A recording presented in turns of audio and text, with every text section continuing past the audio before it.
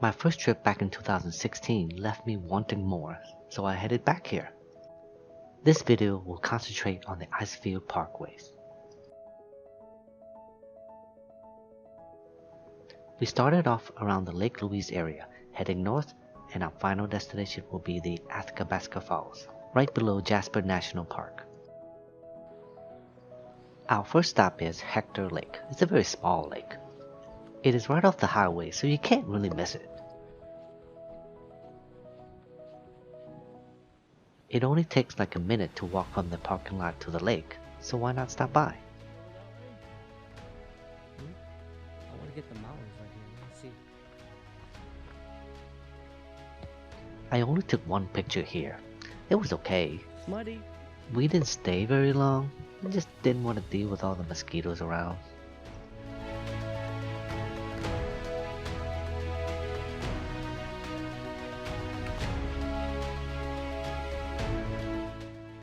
Now, on to Bow Lake and Crowfoot Mountain. Here is where back in 2016 I had one of my best photos ever. But things don't always go as planned. Last time I was here, it was cloudy, windy, and a bit of rain. This time around, the water was calm, giving you a tremendous reflection on the lake. After waiting for too long, there were just too many people at the specific spot where I wanted to take the photo, so I had to abandon it and then look for a different composition. Ugh, darn. Oh well, can't win them all. This is Dan, a fellow photographer. Now, the first time I met him was back on my 2017 trip to Colorado, Utah. After that trip, we didn't keep in touch. 2 years later, I decided to give him a holler just to see what he was doing, to see if he's still doing any photography or any upcoming trips. To my surprise, he said the Canadian Rockies. And I said, "Oh really? Hey, that's where I'm going next month." I told him the dates and he said, "Oh really? That's when I'm going." It was just sheer coincidence that we overlapped our trip. What are the odds? For this photo, unfortunately, the 14mm does not allow for an ND filter, so I couldn't do a long exposure.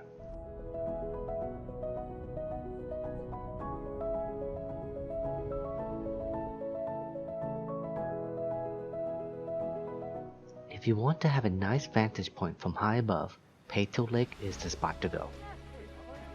Beware that the platform is small and will be packed, but a lot of people will venture off the platform to get more room. There are other vantage points, but we couldn't stay long because there's more places to go.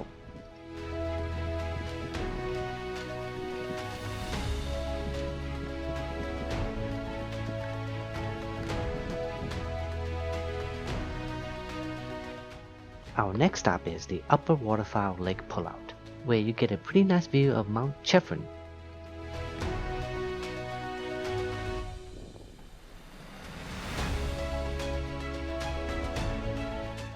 And here is where I make full use of the long exposure.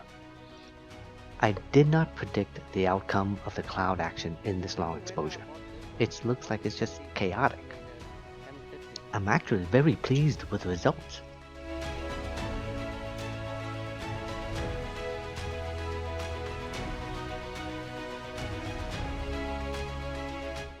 Mistaya Canyon. It's almost like you gotta go here.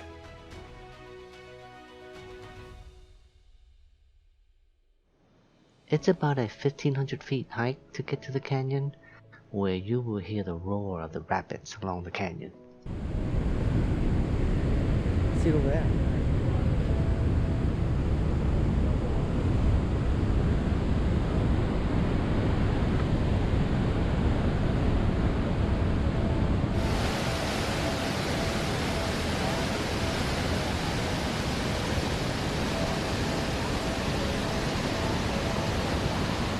And yes, you can get up close, so watch where you're walking, especially if you're recording. I mean, why does this say caution? Shouldn't it say warning or danger? Come on. The canyon itself is not that big, but you're free to roam wherever you like.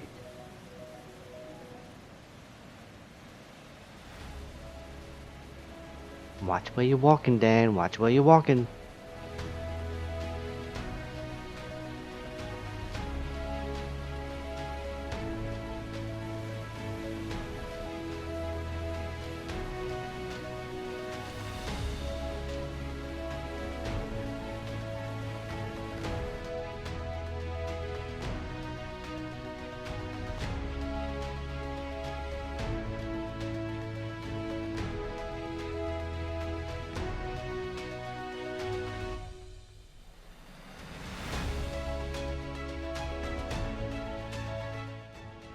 Here's where I was taking a picture of Marlon, and Marlon was taking a picture of me. I didn't even realize it. Oh look, a rainbow.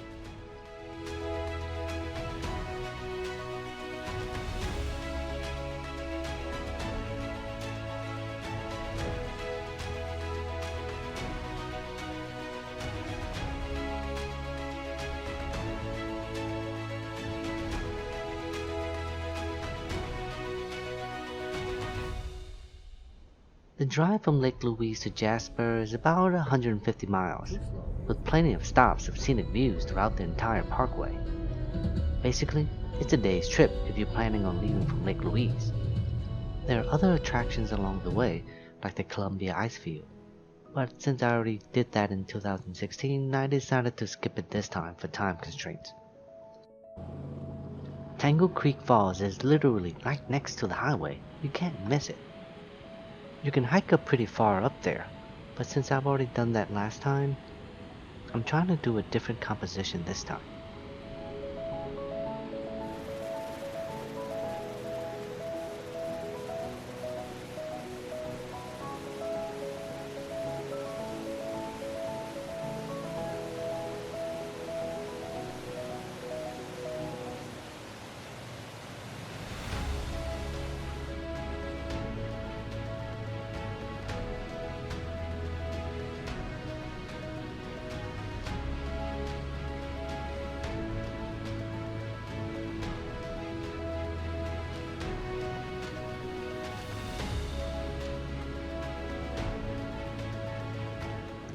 I was trying to do a wide-angle shot for the foreground. Let's just say I was trying, okay? Well, you can call that a yeah.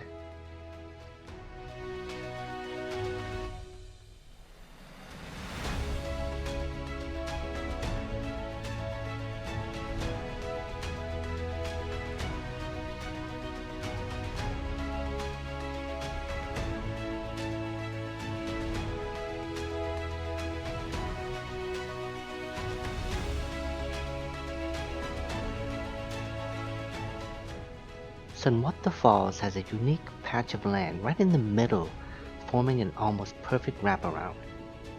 The challenge of taking this photo is not the two fallen trees at the bottom, it's the tree that is dangling out right in the middle of the frame. Let's just say I had to go on the path least taken.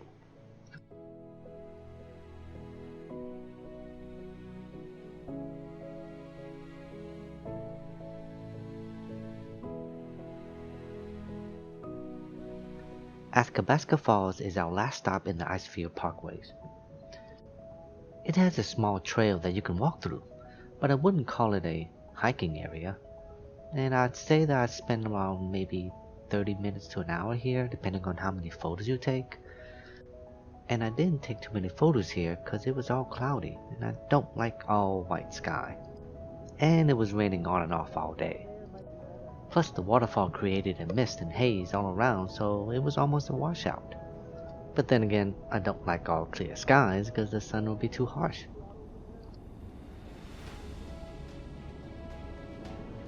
The falls do have a nice backdrop though, with the mountains in the background. However, with the clouds blocking the harsh sun, I was able to do a nice even exposure. With the big waterfall, you only get one big blob of white. But with a smaller, slower moving water, you can actually get a nice silky defining waterline. With only about 30 miles away from Lake Louise, we wanted to do a half-day trip in Yoho National Park at the Emerald Lake with a quick stop at the Natural Bridge. It looks like we may only have several hours since those clouds were ready to dump some major pain on us. so we're gonna try to squeeze as much time as we can.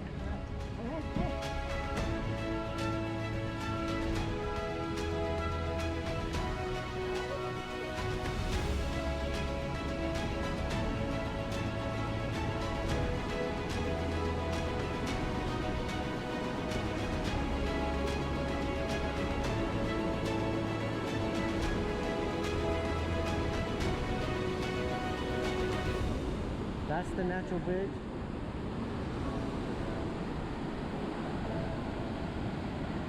A natural bridge is it's a bridge that is natural. Well, it is what it is. Naturally, it's nature made. Move along, no. We only stayed like 10 minutes or so. We had to go to the Emerald Lake with the little time we had left.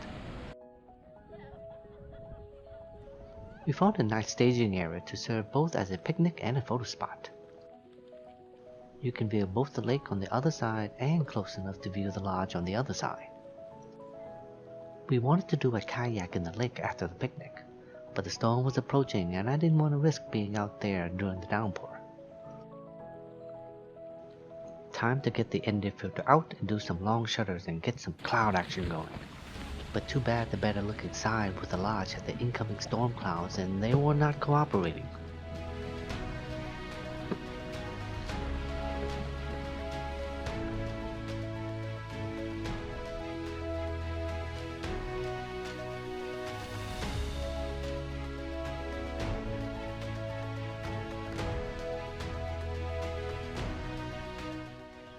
And that is it for part 1.